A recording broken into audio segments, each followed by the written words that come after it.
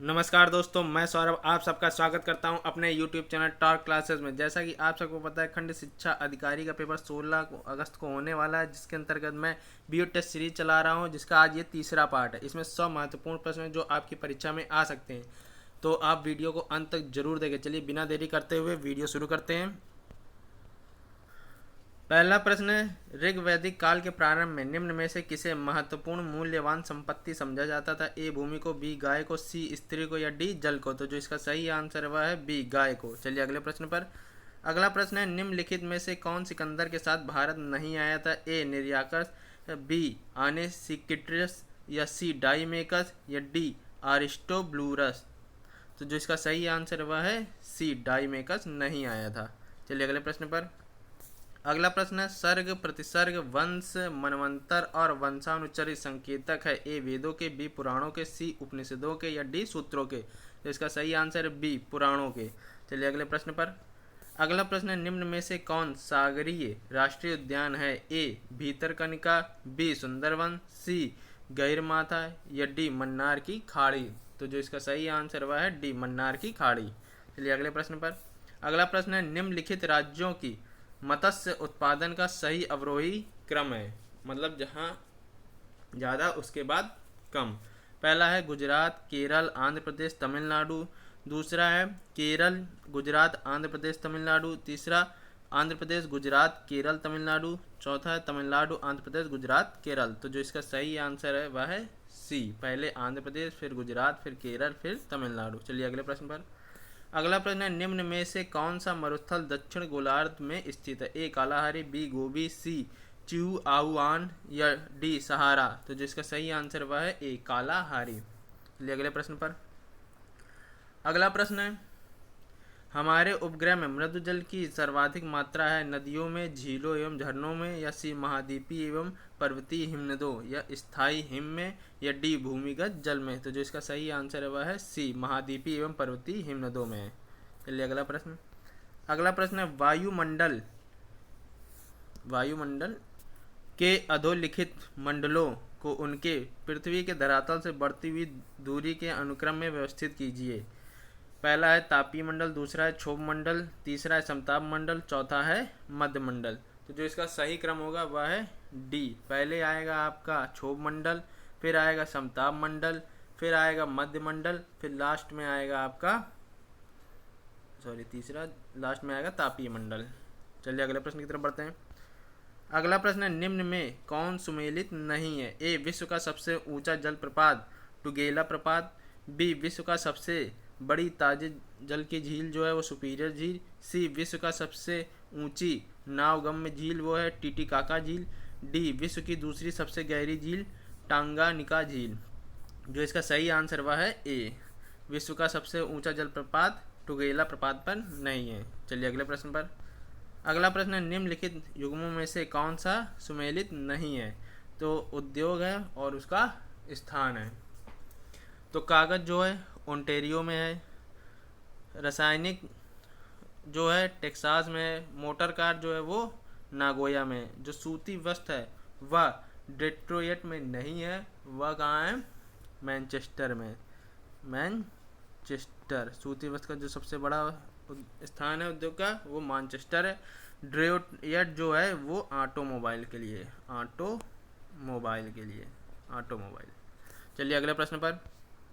11वां प्रश्न है, निम्न झीलों में से कौन विश्व की प्राचीनतम तथा सबसे गहरी झील है?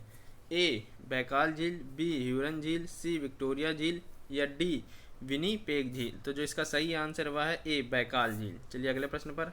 अगला प्रश्न है, निम्न में से कौन सुमेलित नहीं है? ए ग्रैंड कुली कोलंबिया, बी हुवर टेनेसी, सी नुरेक बक्स या डी काहोरा या जिसको काबोरा वासा जाम्बेजी? तो जो इसका सही आंसर है वह है हुवर। हुवर जो है टेनेसी पे नहीं है, हुवर जो है कोलोरेडो पर है। कहाँ है? कोलोरेडो पर बना बांध है। चलिए अगले प्रश्न पर। अगला प्रश्न है, भारत की निम्न झीलों में से कौन जम्मू एंड कश्मीर में अवस्थित है? ए फुलझर झील, बी कोलेरू झील, सी अंचार झील या डी हमीरसर झील? तो जो इसका सही आंसर वह है सी अंचाल झील। फूलर झील जो है वो कहाँ है? छत्तीसगढ़ में है, छत्तीसगढ़। कोलर झील जो है वो आंध्र प्रदेश में है। और जो हमीर सर झील जो है वह कहाँ है? गुजरात में। चलिए अगले प्रश्न की तरफ बढ़ते हैं। अगला प्रश्न है, निम्न में से किस राज्य में टिन अयस्क का प्रमुख भंडार है? ए असम, बी जम्मू कश्मीर, सी छत्तीसगढ़ या डी पश्चिम बंगाल। तो जो इसका सही आंसर हुआ है सी, छत्तीसगढ़ में। चलिए अगले प्रश्न की तरफ बढ़ते हैं। अगला प्रश्न जो है, निम्नलिखित वक्तव्यों पर विचार कीजिए और नीचे दिए गए सही उत्तर चुनना है। कथन है, भारत में लिखित संविधान है। कारण है, शक्तिशाली क्षेत्रीय दलों का विकास क्षेत्रीय आकांक्षाओं का संकेतक है। तो जो इसका सही आंसर हुआ है बी। ए और आर दोनों सही, लेकिन आर सही व्याख्या नहीं करता है। अगला प्रश्न है, भारत की जनगणना 2011 के अनुसार 2001 से 11 की अवधि में देश में सर्वाधिक वृद्धि का प्रतिशत है। ए 31.34, बी 17.70, सी 13.31 या डी 23.85। जो इसका सही आंसर हुआ है 17.70। चलिए अगले प्रश्न पर। अगला प्रश्न है, जनगणना 2011 के अनुसार उत्तर प्रदेश की साक्षरता दर है। तो इसका मैं डायरेक्ट आंसर बता देता हूँ, ए है 74.01%। अगला प्रश्न है, निम्न में से कौन भारतीय संविधान के अंतर्गत मौलिक कर्तव्यों में सम्मिलित नहीं है? पहला, देश की रक्षा करना एवं राष्ट्र की सेवा करना। दूसरा, हमारी सामाजिक संस्कृति की गौरवशाली परंपरा का महत्व समझना और उसका परीक्षण करना। सी, ग्राम पंचायतों के गठन की सहायता करना या डी, सार्वजनिक संपत्ति को सुरक्षित रखना एवं हिंसा को दूर। तो इसका जो सही आंसर हुआ है सी। चलिए अगला प्रश्न है। अगला प्रश्न है, 2011 की जनगणना के अनुसार भारत में लिंग अनुपात है। पहला है प्रति 1000 पुरुषों पर स्त्रियों की संख्या। दूसरा है प्रति 1000 पुरुषों पर स्त्रियों की संख्या 950, प्रति 1000 पुरुषों पर स्त्रियों की संख्या जो है 960। उपयुक्त में से कोई नहीं। तो इनका जो आंसर है वह है डी। जो पुरुषों की संख्या वो प्रति 1000 में, महिलाओं की संख्या 943। चलिए अगले प्रश्न पर। अगला प्रश्न है, 2011 की जनगणना के अनुसार उत्तर प्रदेश की जनसंख्या भारत की जनसंख्या कितनी प्रतिशत है? ए 14.2, बी 15.5, सी 16.50 या डी 18.2। तो जिसका सही आंसर हुआ है सी, 16.50। चलिए अगले प्रश्न में। अगला प्रश्न है, संविधान के अंतर्गत निम्नलिखित में से कौन सा मौलिक अधिकार केवल भारतीय नागरिकों को प्राप्त है, भारत में रहने वाले विदेशियों को नहीं? तो ये जो है वो विचार तथा अभिव्यक्ति की स्वतंत्रता जो है भारत में रहने वालों को ही प्राप्त है। यह अनुच्छेद 19(1) में इसका वर्णन है। चलिए अगले प्रश्न पर। अगला प्रश्न है, संविधान की विषय सूचियों में दिए गए विषयों के अतिरिक्त विषयों पर कौन कानून बना सकता है? ए सर्वोच्च न्यायालय, बी संसद, सी राज्य विधान मंडल या डी क्षेत्रीय परिषद। तो जो इसका सही आंसर हुआ है बी, संसद। चलिए अगले प्रश्न पर। अगला प्रश्न है, भारतीय संसद में शामिल है केवल लोकसभा, केवल राज्यसभा, केवल लोक एवं राज्यसभा, केवल, और डी है जो लोकसभा, राज्यसभा और राष्ट्रपति। जो इसका सही आंसर हुआ है डी। यह अनुच्छेद 79 में इसका वर्णन है। चलिए अगले प्रश्न पर। अगला प्रश्न है, निम्न में से कौन एक भारत के संविधान का संघीय लक्षण नहीं है? ए केंद्र तथा राज्यों के बीच शक्ति का बंटवारा, बी पूर्ण रूप से लिखित संविधान, सी एकहरी नागरिकता या डी स्वतंत्र न्यायपालिका। तो जिसका सही आंसर हुआ है सी, एकहरी नागरिकता। चलिए अगले प्रश्न पर।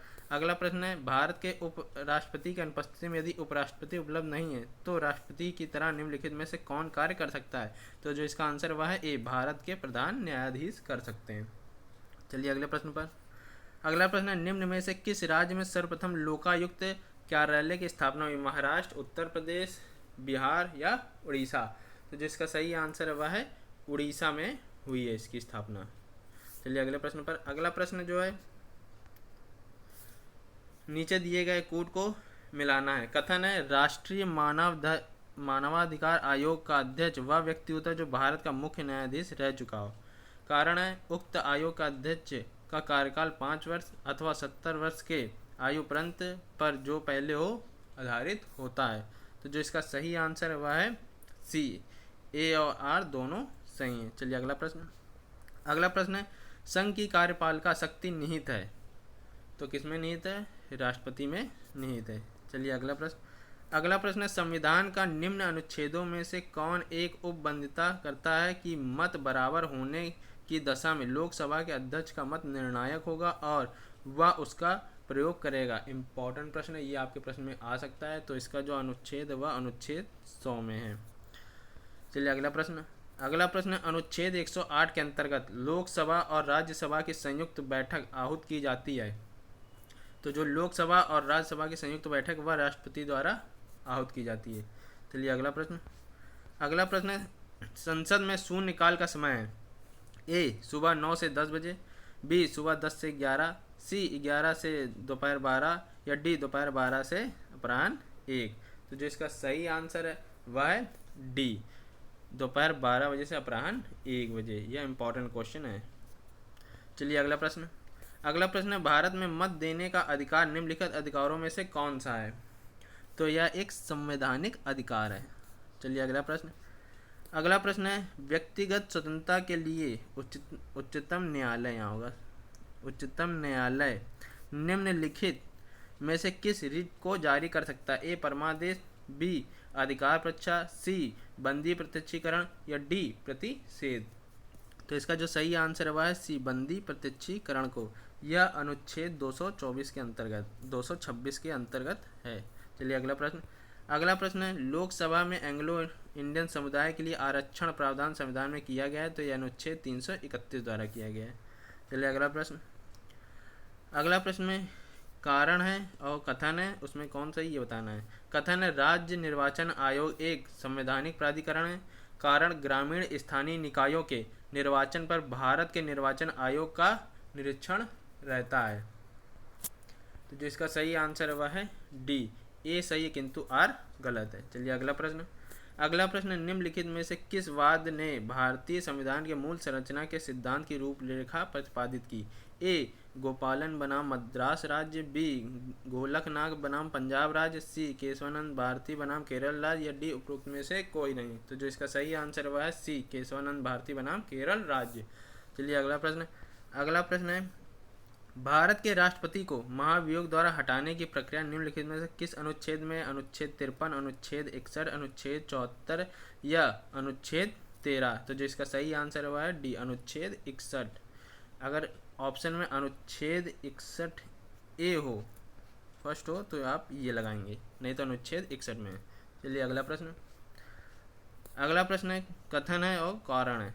कथन है, आर्थिक विकास के लिए एक बहुआयामी उपागम की आवश्यकता होती है। कारण, वर्तमान भारत सरकार मुख्यतः सूक्ष्म आर्थिक विषयों पर ध्यान केंद्रित कर रही है। तो जो इसका सही आंसर वह है सी, ए सही है परंतु आर गलत। चलिए अगला प्रश्न।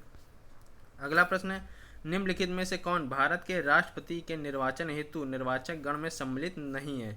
ए लोकसभा के निर्वाचित सदस्य, बी राज्यसभा के निर्वाचित सदस्य, सी राज्यों के विधानसभाओं के निर्वाचित सदस्य या डी राज्यों के विधान परिषदों के निर्वाचित सदस्य। तो जो इसका सही आंसर वह है डी राज्यों के विधान परिषद के निर्वाचित सदस्य। चलिए अगला प्रश्न। अगला प्रश्न है, निम्न में से कौन फसलों के न्यूनतम समर्थन मूल्य निर्धारण संबंधी संतुष्टि करता है। ए भारतीय कृषि अनुसंधान परिषद, बी नाबार्ड, सी कृषि लागत एवं कीमत आयोग या डी भारतीय कृषि अनुसंधान संस्थान। तो जो इसका सही आंसर वह है सी कृषि लागत एवं कीमत आयोग। चलिए अगला प्रश्न। अगला प्रश्न है, संविधान के किस संशोधन द्वारा केंद्रीय मंत्रियों की संख्या लगभग लोकसभा में कुल सदस्यों के 15% पर सीमित कर दी गई है। ए 91वां संशोधन, बी 92वां संशोधन, सी 90वां संशोधन या डी उपरोक्त में से कोई नहीं। तो जो इसका सही आंसर है वह है 91वें संशोधन के अंतर्गत 15% की गई है। यह जो संशोधन हुआ था यह 2003 में हुआ था। चलिए अगला प्रश्न। अगला प्रश्न है, कथन है और कारण है। कथन है, राज्य वित्त आयोग एक संवैधानिक निकाय है। कारण, संघीय वित्त आयोग पंचायतों को वित्तीय सहायता देने के लिए संस्तुति नहीं कर सकता है। तो जो इसका सही आंसर है वह है सी, ए सही है किंतु आर गलत है। चलिए अगला प्रश्न। अगला प्रश्न है, निम्न में से किसके लिए उद्यमी हेल्पलाइन स्थापित की गई। ए सूक्ष्म लघु एवं मध्यम उपक्रमों के लिए, बी बड़ी पूंजी वाले उद्योगों के लिए, सी महिला उद्यमियों के लिए या डी कृषि में प्रौद्योगिकी का प्रयोग करने वाले कृषकों के लिए। तो जो इसका सही आंसर हुआ है ए सूक्ष्म लघु एवं मध्यम उपक्रमों के लिए। यह जो हुआ था हेल्पलाइन नंबर यह 20 अगस्त 2010 में हुआ था। चलिए अगला प्रश्न। अगला प्रश्न जो है वह है इम्पोर्टेंट प्रश्न है, पायरोहीलियोमीटर का प्रयोग निम्न में से किसे नापने के लिए किया जाता है? ए सन स्पॉट को, बी सोलर रेडिएशन को, सी हवा ताप को या डी पौधों के ताप को। तो जो इसका सही आंसर वह है बी, सोलर रेडिएशन को ताप नापने के लिए किया जाता है। चलिए अगला प्रश्न। अगला प्रश्न है BSE ग्रीनेक्स में कितनी कंपनियां सम्मिलित है? ए 25, बी 40, सी 50 या डी 100। तो ए 25 कंपनियां शामिल है। अगला प्रश्न, निम्नलिखित में से कौन सा अर्धचालक है? ए प्लास्टिक, बी एल्यूमिनियम, सी लकड़ी या डी जर्मेनियम। तो इसका सही आंसर है डी जर्मेनियम है। चलिए अगला प्रश्न। अगला प्रश्न है कूट का मिलान करना है। नगरीकरण के कारणों के संबंध में निम्न कथनों पर विचार कीजिए। ग्रामीण से नगरीय क्षेत्रों में प्रवास की ऊंची दर। दूसरा है शहरों में शैक्षणिक संस्थानों की बढ़ती संख्या। तीसरा है औद्योगिकरण की ऊंची दर। और चौथा ग्रामीण क्षेत्रों में ऊंचा जीवन स्तर। तो जो इसका सही आंसर है वह है ए, पहला, दूसरा और तीसरा सही है, चौथा गलत है। चलिए अगला प्रश्न। अगला प्रश्न, मानव शरीर का सामान्य तापक्रम 98.4 फ़ारेनहाइट है। इसके बराबर डिग्री सेल्सियस में तापक्रम है वह है 36.89। चलिए अगला प्रश्न। अगला प्रश्न, 1944 में गांधीवादी योजना को प्रतिपादित किया। ए NR सरकार ने, बी कस्तूरी भाई लाल भाई ने, सी प्रकाश नारायण ने या डी श्री नारायण अग्रवाल ने। तो जो इसका सही आंसर वह है डी, श्रीमान नारायण अग्रवाल ने। अगला प्रश्न है, एक गिलास पानी पीने से कितनी कैलोरी ऊर्जा मिलती है?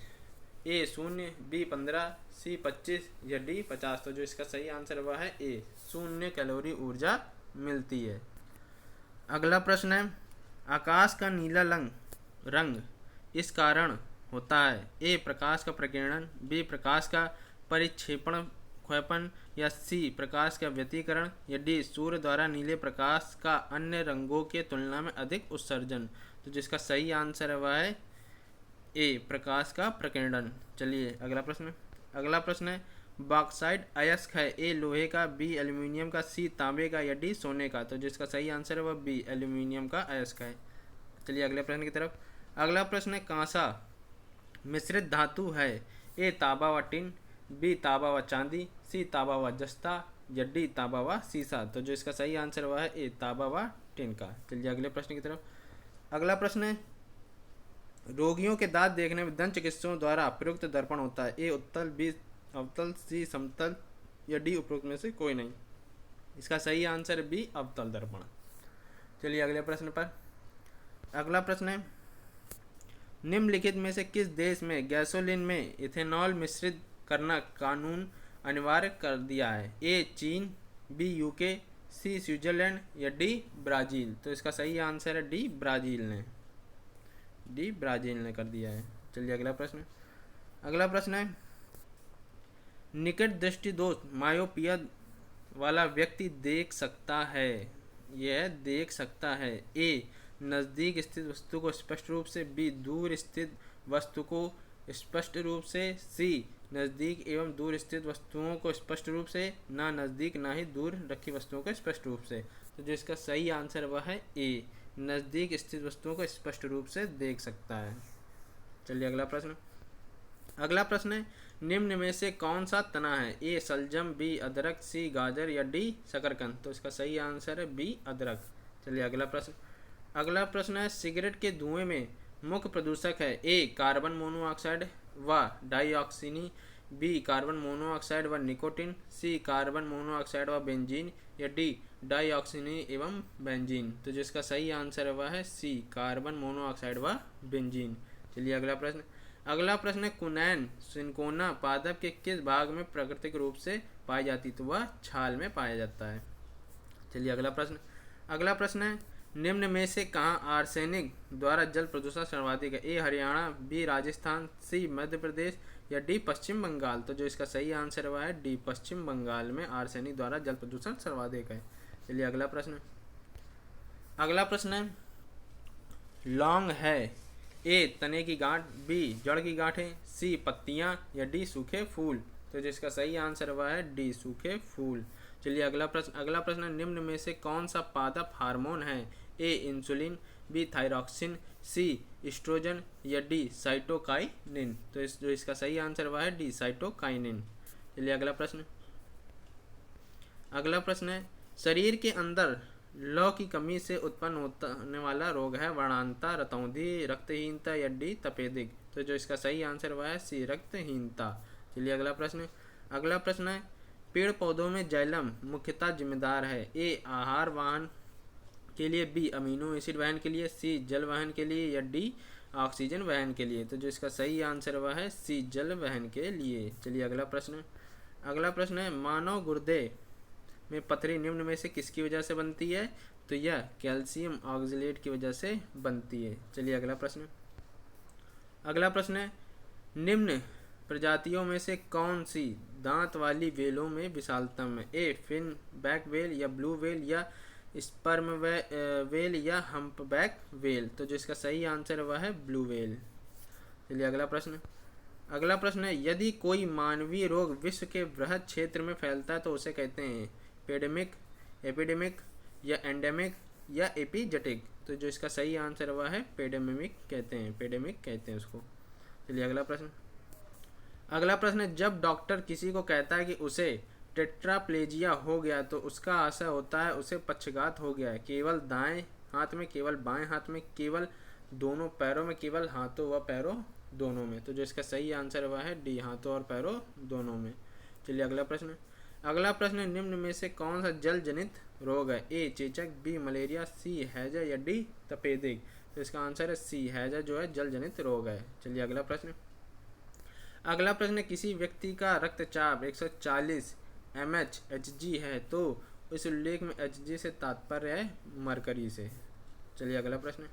अगला प्रश्न है, मानव शरीर का तापक्रम ए जाड़ों में घट जाता है, बी गर्मियों में बढ़ जाता है, सी ना ही जाड़ों में घटता है ना ही गर्मियों में बढ़ता है या डी जाड़ों में बढ़ जाता है। तो जो इसका सही आंसर है वह है सी, ना जाड़ों में घटता है ना गर्मियों में बढ़ता है। चलिए अगला प्रश्न। अगला प्रश्न है, निम्न में से किसे जलवायु परिवर्तन का क्रायोजेनिक संकेतक प्राप्त किया जाता है? ए आइस कोर, बी जीवाश्मित पराग, सी वृक्ष वलय वृद्धि या डी इवेपोराइट निक्षेप। तो जो इसका सही आंसर वह है ए आइस कोर को। चलिए अगला प्रश्न। अगला प्रश्न है, जेनेटिक इंजीनियरिंग में निम्न में से किसका प्रयोग होता है? ए प्लास्टिक, बी प्लास्मिड, सी माइक्रोकांडिया या डी राइबोसोम। तो जिसका आंसर वह है प्लास्मिड। चलिए अगला प्रश्न। अगला प्रश्न, निम्नलिखित में से भारत में जैविक विविध हॉटस्पॉट के रूप में पहचाना जाता है?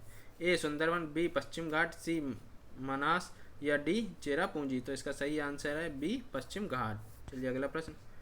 अगला प्रश्न, निम्न में से कौन पारिस्थितिकी तंत्र के विषय में सही नहीं है? ए अजैविक और जैविक दोनों संगठनों से युक्त, बी इसकी अपनी स्वयं की उत्पादकता होती है, या सी यह एक बंद तंत्र होता है, या डी यह एक प्राकृतिक संसाधन तंत्र होता है। तो जिसका सही आंसर वह है सी, यह एक बंद तंत्र नहीं होता है। चलिए अगला प्रश्न। अगला प्रश्न है, निम्नलिखित में से कौन एक पारिस्थितिकी तंत्र की जैव विविधता की बढ़ोतरी के लिए उत्तरदायी नहीं है? ए पारिस्थितिकी तंत्र की उत्पादकता, बी मध्य व्यवधान, सी पारिस्थितिकी तंत्र की आयु या डी पोषण स्तरों की कम संख्या। तो जो इसका आंसर है वह है डी पोषण स्तरों की कम संख्या। एक इसमें आपका प्रश्न पूछा जा सकता है कि पारिस्थितिकी तंत्र किस दिन मनाया जाता है? तो यह 22 मई को मनाया जाता है। चलिए अगला प्रश्न। अगला प्रश्न है, निम्न में से कौन जल लवणता प्रवणता को दर्शाता है? ए थर्मोक्लाइन, बी हेलोक्लाइन, सी पाइक्लोक्लाइन या डी केमोक्लाइन। तो जो इसका सही आंसर वह है बी हेलोक्लाइन जो है लवणता प्रवणता दोनों दर्शाता है, और जो थर्मोक्लाइन वह सिर्फ लवणता को दर्शाता है। चलिए अगला प्रश्न।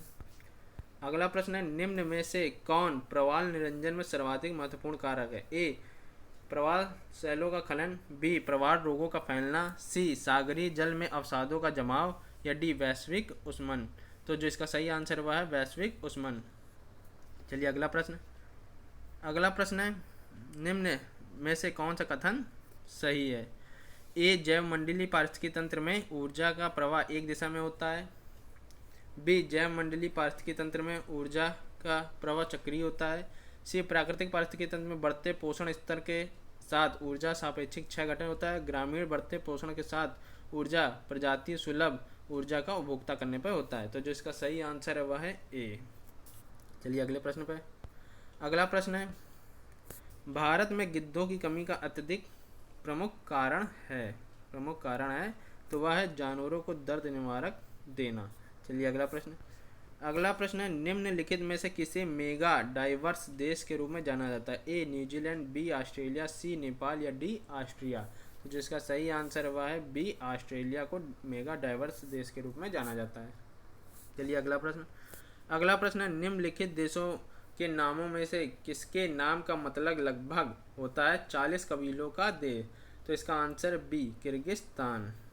चलिए अगला प्रश्न है निम्न में से कौन सुमेलित नहीं है? ए प्रथम विश्व जलवायु सम्मेलन 1979, प्रथम विश्व शिखर सम्मेलन एजेंडा 21, पृथ्वी शिखर सम्मेलन +5 1997 या कार्बन व्यापार मॉन्ट्रियल प्रोटोकॉल। तो जो इसका सही आंसर वह है डी मॉन्ट्रियल प्रोटोकॉल जो है वह ओजोन के लिए है, ओजोन क्षरण पे। चलिए अगला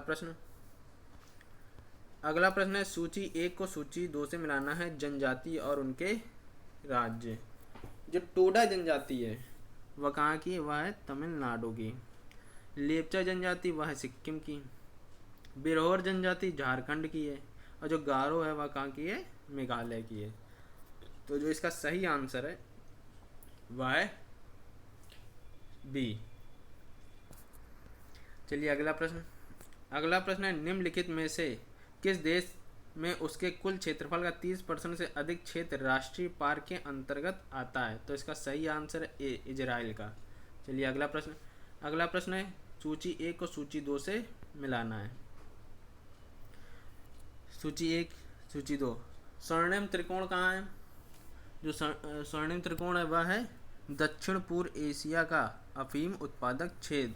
और जो बर्मुडा त्रिकोण है वह है उत्तरी अटलांटिक महासागर। सुदूर पूर्व चावल का कटोरा किसको बोलते हैं? वो बोलते हैं म्यांमार को। और रेड बेसिन वह कहाँ है? चीन में। तो जो इसका सही आंसर है वह है बी। चलिए अगला प्रश्न है निम्नलिखित में से कौन सा ध्वस्त नगर या घोस्ट टाउन नहीं है? ए कुलाधारा, धनुषकोडी, सी लखपत या चरखारी। तो जो इसका सही आंसर वह है डी चरखारी जो है ध्वस्त नगर नहीं है। चलिए अगला प्रश्न निम्न में से अब भारत में तेल की कीमतों का निर्धारण करता है? ए वित्त मंत्रालय, बी संबंधित राज्य सरकार, सी पेट्रोलियम मंत्रालय या डी तेल कंपनी। तो जो इसका सही आंसर वह है डी तेल कंपनी। चलिए अगला प्रश्न कांडला निम्न में से किसके लिए प्रसिद्ध है? ए जलपोत भंजन उद्योग के लिए, बी हीरा काटने और पॉलिश करने के लिए, सी निर्यात प्रसंस्करण क्षेत्र के लिए या डी परंपरागत कला एवं शिल्प केंद्र के लिए। तो जो इसका सही आंसर है वह है सी निर्यात प्रसंस्करण क्षेत्र के लिए। चलिए अगला प्रश्न है निम्नलिखित में से सुमेलित करना है। जो WTO है वह क्या है? सामान्यता व्यापार में मंत्रालय प्रतिनिधित्व के उपयोग में निषिद्ध करना।